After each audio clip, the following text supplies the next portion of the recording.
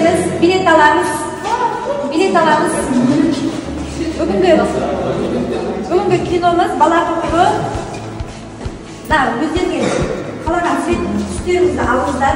Сосын сол түстеріңіз бойынша топқа бөліне қойыңыздар.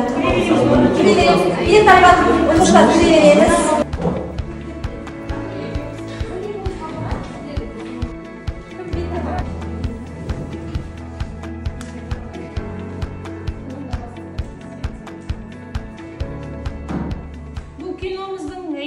Бала құқығы, адам құқығы деп аталатын дөңгелек үстелге жинап жатырмыз. Ол кино көріп отырғандай, сіздер сол кинодан қазір өздеріңіз киноны қарай бейне баяндалған оқиғаны